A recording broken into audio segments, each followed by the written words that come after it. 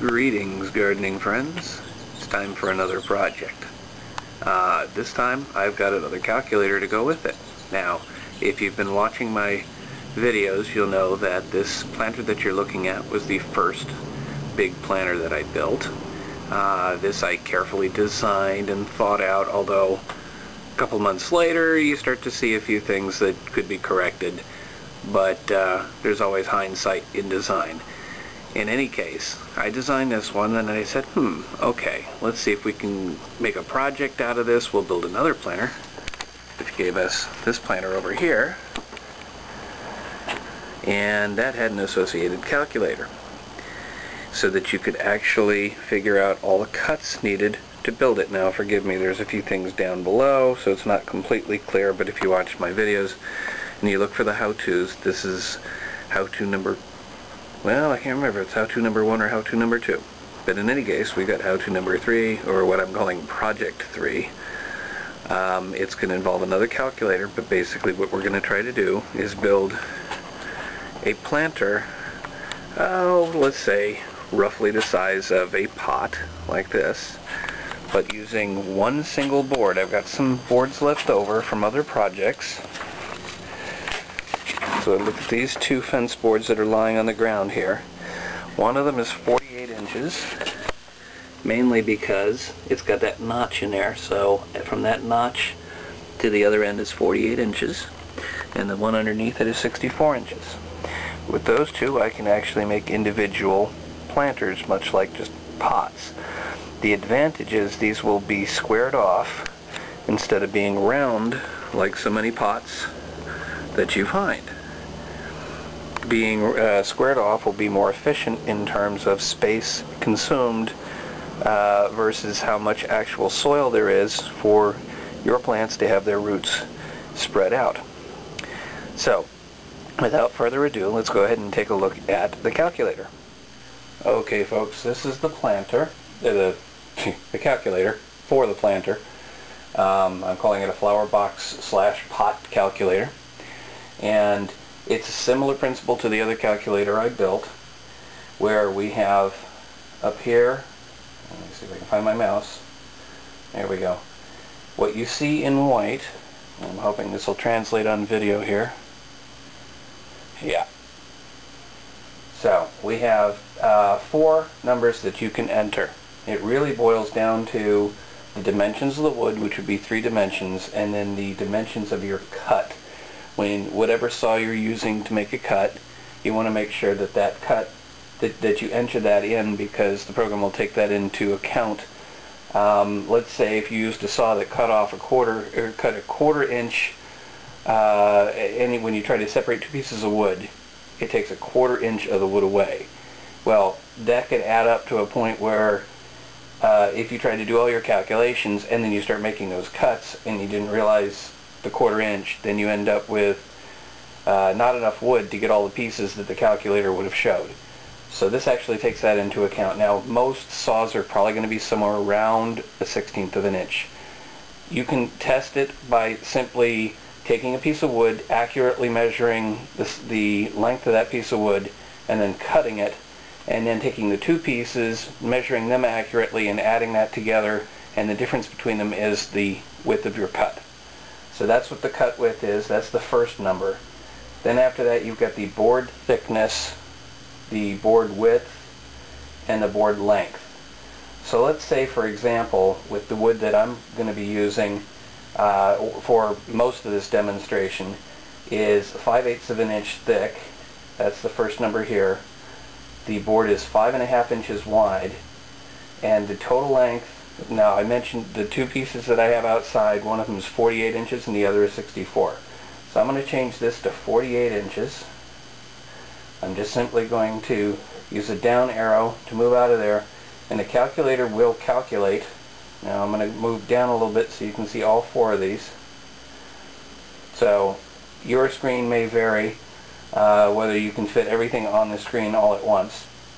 But in this case there's these 4 boxes that you can see, and these 4 boxes contain 4 possible ways to cut the wood. The way I get 4 possible designs here is, first design is wrapping the base. In other words, if you cut one piece of wood and you put that on a table, and then you get the other 4 pieces of wood that are going to go around it, you wrap them around it such that the 4 side pieces are actually also touching the table like the base is touching the table. And then you fasten it all together. The other option is boards on top of the base, and that would be if you put your base on the table and you get your 4 side pieces, you fasten them together and they fit very neatly on top of the base, but those 4 side pieces do not touch the table. Which would mean you would actually, after you assemble the 4 side pieces, you'd have to turn them on their side and then attach, or upside down for that matter, and attach the base to the sides. There are different ways, different orders in which you could attach all the pieces, but hopefully that gives you a good picture, and I'm going to show you a couple examples of actual built items. That would explain 2 designs. And in the case of each design, I have 1 board in height and 2 boards in height. The 1 board in height basically means if you took that board and you cut 4 pieces and you wrapped it around, or you connected all the pieces, it's only 1 board high. The 2 boards in height is if you stacked 2 boards vertically. So again, I will show you an example of what I'm talking about here. But basically you've either got wrapping the base or on top of the base, and then you have 1 board in height or 2 boards in height, which explains all 4. I've also provided for you for comparison, what you're looking for is to build an efficient, to make the most efficient use of the wood that you have. There is, I don't know how well this will translate if you can see my mouse, but right up here I've got on the right side of each box at the top, it shows how many gallons of soil you'd be putting into that. So in the case of my 48-inch board, of a 5.5 inch wide plank that's 5/8 of an inch thick and using a 1/16 of an inch cut, wrapping the base, 1 board in height, I got 1.32 gallons. If I use 2 boards in height, it's 1.33 gallons. Conversely, if I put the boards on top of the base instead of wrapping the base, 1 board in height I have 1.07 gallons, and 2 boards in height gives me 0.73 gallons. So you can see that certain designs will actually give you less actual storage. The most efficient in general will be this one on the upper right here, which is 2 boards in height, and it's wrapping the base. So that's the 48-inch. Now if I go over here and I change this 48 to 64 inches, I can see the dimensions for that. And again, if you stare at this long enough, I don't know how good the resolution is going to be for you, but essentially it comes out that I get 2.11 gallons for the upper right box here, which is 2 boards in height and wrapping the base. Now, as another example, which I'm going to attempt to do, well, you know what, I'll skip that example. Let's move on and actually see what these things look like in cut form and then built. Okay folks, it's a little bit later. I double-checked the thickness on these boards.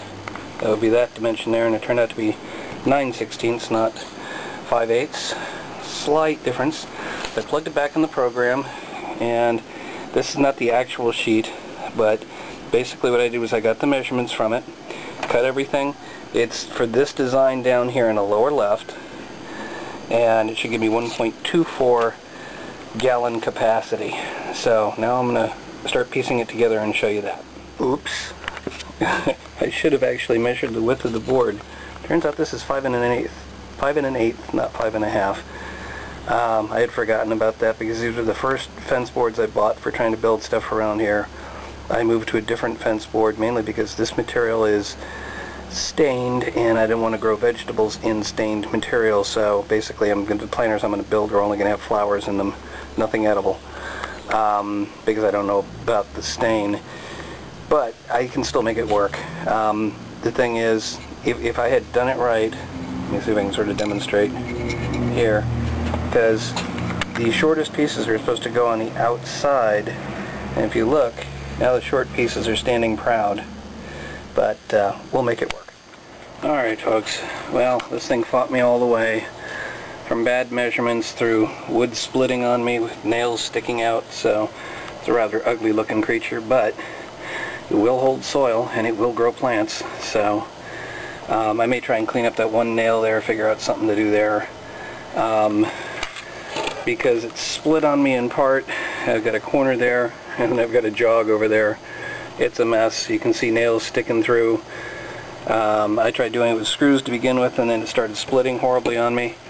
It's just stable enough now I can hold it and shake it and it's not falling apart, so I can put some soil in here, I can put plants in. But there's proof of concept. And oh yeah, and since I said this was from the bottom row, hang on a second, the bottom row of the sheet, so this is, let me see if I can't put that there. It's this design here, so it's of these two designs, which are called design with boards on top of base.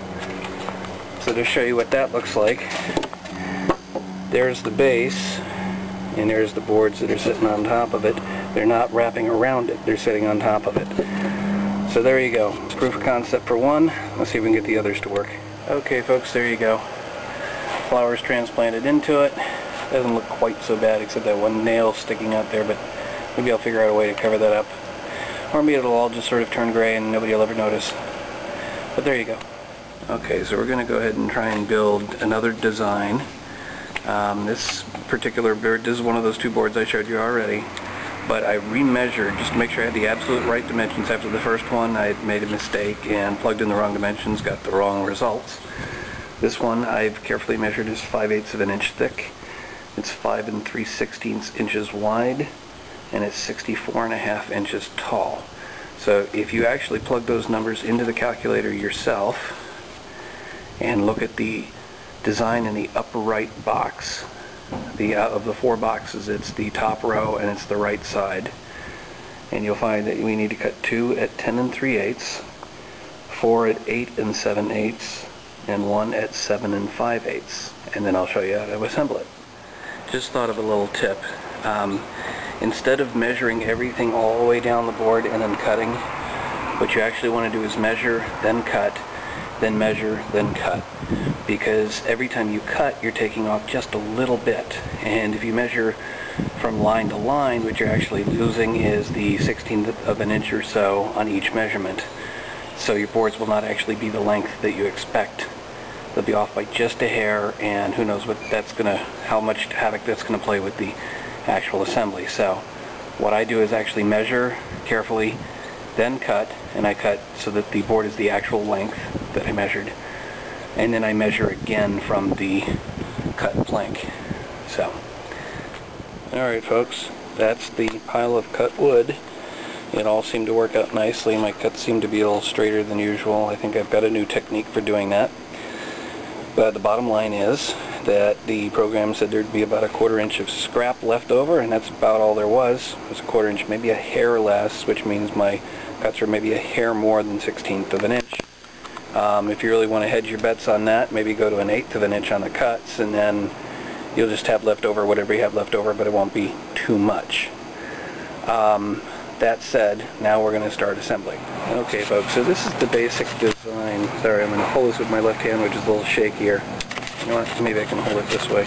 Maybe that'll I could just figure out a smaller tripod or something, but I'm going to put another board up here so you can kind of see. This is the 2-board design where it goes 2 boards tall, and if you can see I finally cut it right so they kind of match up. And so there's one board in the back. Let me strip away this board here. And so you can see that board in the back is actually on the outside of the board on the bottom. So this is the whole idea of building around the base. And you can see up front there's a little bit more room, so I can fit another piece out front like that. Of course, when I build it, I'm going to take the defects and put them to the inside where the dirt is, so it'll look a little bit better. So that's the basic idea. Let me build a little and I'll show it to you again.